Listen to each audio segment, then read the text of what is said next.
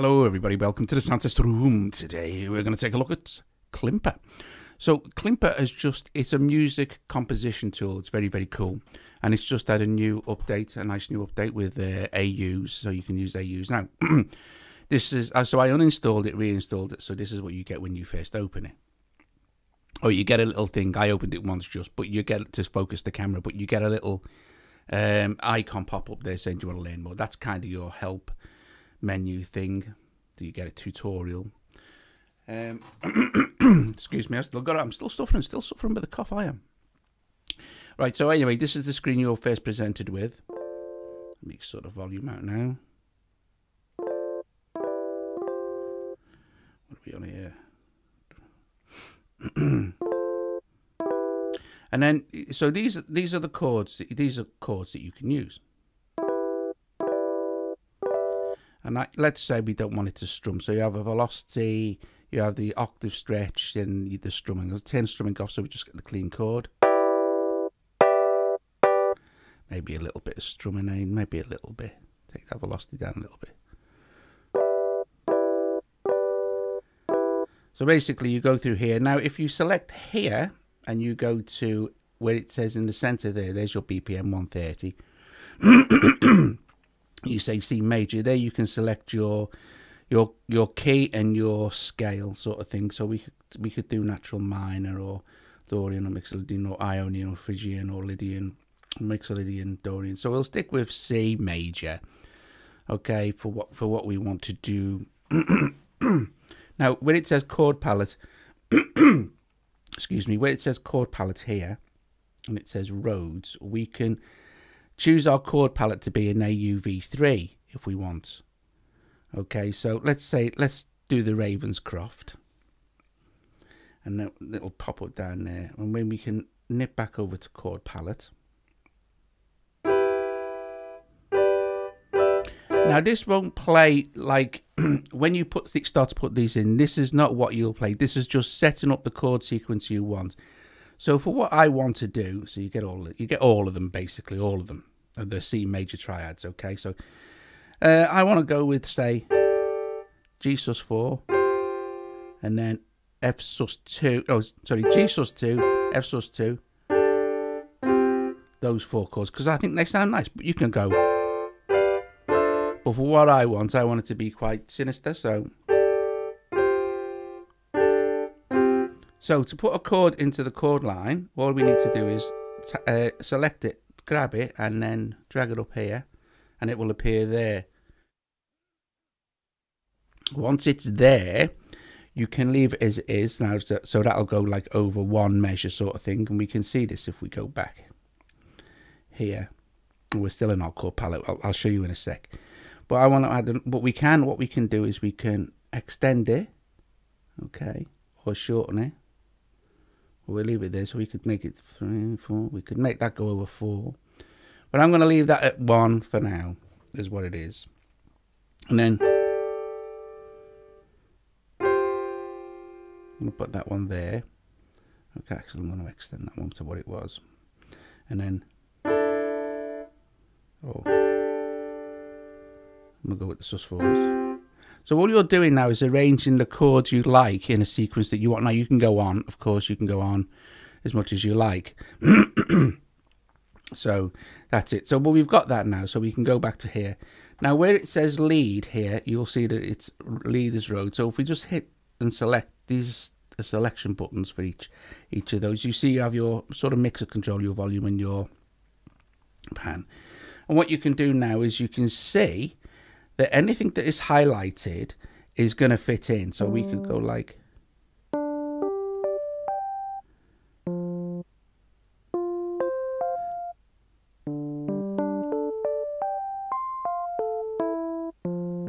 so if we play that now, and it'll just,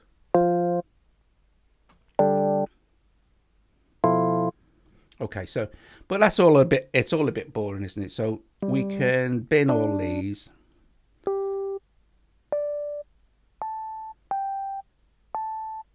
And we don't have to bin them. We can sort of grab hold of them and extend them. So we could just extend, say, 2. or we can, sorry, I forgot to mention that. If you want to delete the whole lot, you can just hold and then select, and then you can duplicate, bin, blah, blah, blah. So let's bin all of those. Let's leave that one there. And let's put this one kind of doing this sort of thing. And then we can say, just let's long hold and delete those two there, to bin them. And then just put, say, an extended one there. Okay, so, and then maybe just one bass note down here. So we've got this now.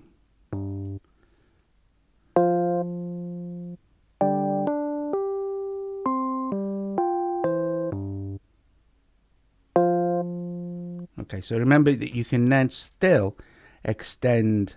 Oh, sorry, you can swap your positionals of the chords around, or you can hold on there and extend each chord or make it shorter. So you've got loads and loads of control even once you put your chords in. So you get this. All right, so you have this now. Now you can expand this, and you'll see that your like grid will change. I don't know if you can see that with this, because it's a weird color, but you know, you can,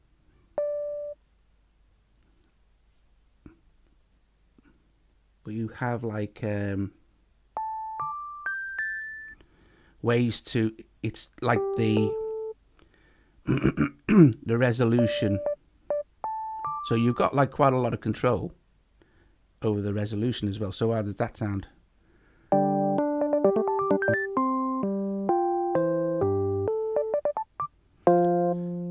Okay. So you get the idea. Let's expand that a little bit. And let's just select the whole lot, because it's all rubbish really. For what we want there, and you can do individuals like this. Okay, so the other things that you can do, so let's just select all of those, or select those. We can, let's see, you can selection copies long press, so you can play it.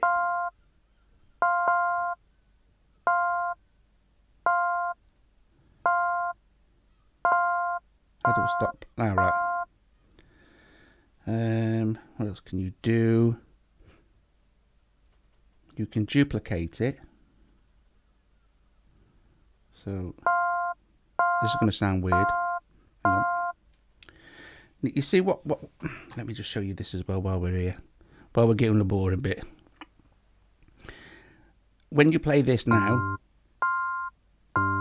that's because there's a bass note there, right?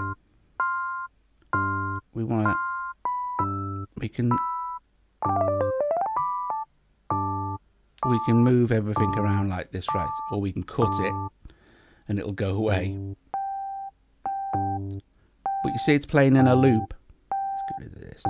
But actually just add some more. It's playing in a loop. To stop that, right, just touch this and it'll go away. And then you could make another selection, say, of 2. But if you press play, it will play the loop. Okay? And then to stop it playing the loop, just press this, and it'll go back to the beginning. And then you can tap outside and that'll go away. Right, so that's basic ways to use the actual sequencer bit. But you can see it's kind of self-explanatory, right? You can see it's quite self-explanatory. You understand that, you know, the shorter the bigger that you pinch out to get the resolution, and you pinch in to shorten it. You can swap your chord sequences around. You can extend them. Okay, so now what else can we do? So that's just for the lead. Okay, you can do the same for the bass and the drums. Now the drums, well, just for the sake of, let's add something in. Sorry, let's just use theirs. We need to find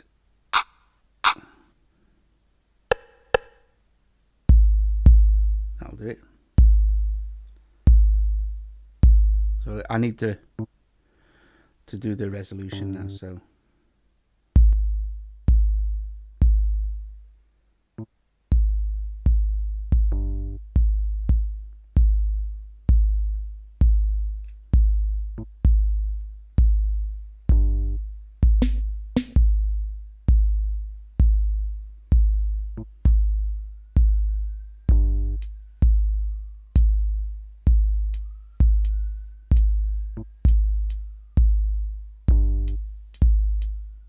really hard for me to see this. I don't know why people do these colour schemes.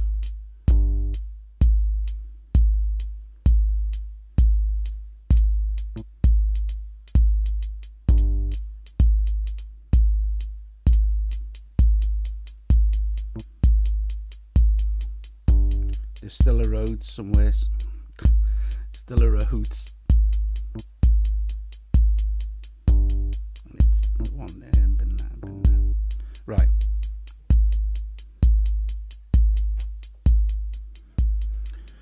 Okay, so so we've got some sort of drum going on, right? So now let's select we can use, now you'll see here this little, where there's a little gap, then it'll go into app audio, but I'm more interested only in using AUV3. So I'm going to select Mood, and I'm going to select it as a melodic instrument, so it's here as an AUV3 now. Okay, so, and there it is. Okay, so we can now select the patch that we want to use. So let's select, say, I don't know, let's select one of Steve's presets.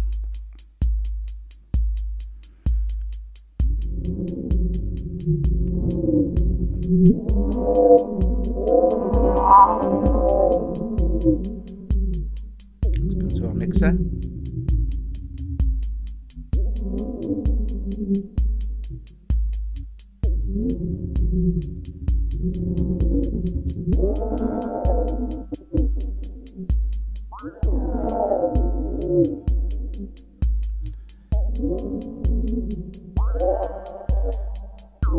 Let's choose something for bass, shall we? Let's choose, say, a Redshrike. And let's select that.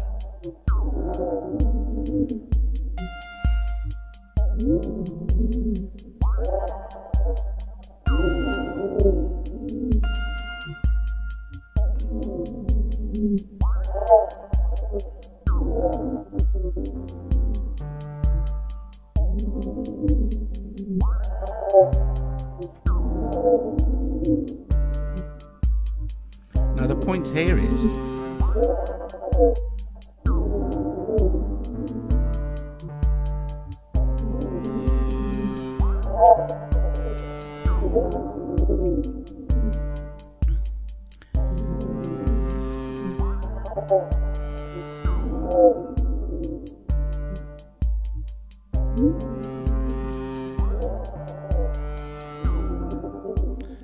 here is that the fact that you can build up now, you can build up soundscapes and stuff like this, or even melodic content, but I liked the fact that I could make sort of strange soundscapes going on with this. And of course what we can do as well, we're not limited, we can just keep adding tracks, and we can keep adding tracks and keep adding tracks and add them as AUV3s and etc and etc. So guys, basically that's it. You know, you don't need to, I don't really need to go any further with this, because you get the idea. So what, like I said, once you're, say for instance, like, okay, so that's cool, so your instance said, oh, I want to add some more now. Well, you just basically go back to your chord palette, sorry, you hit the little play button, and then you can just carry on adding. So let's write, so we don't need to worry about that, we can just move it along, we can just keep on adding, we can just keep on adding and adding and adding. Go back there, go to our, go to our play point there, close that, and then you can see that you've got all these now you can play with, and you can carry on adding AUV3s. So that is just awesome. So basically that's Klimper. And of course, when you've done, you have your, you can save your projects there, you can export them as an audio file or a MIDI file, Let's export it as a MIDI file. as a MIDI file. It's recording my audio. Now it'll record nothing because there's all those ones that I added for free. Bit of mood going on in the background there. Cheers, Steve.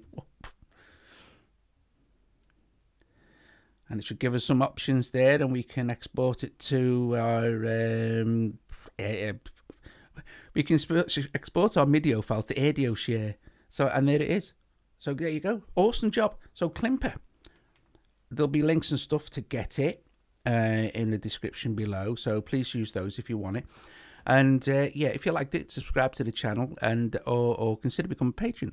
Awesome. Klimper. There you go. Super simple, easy peasy. See you guys later.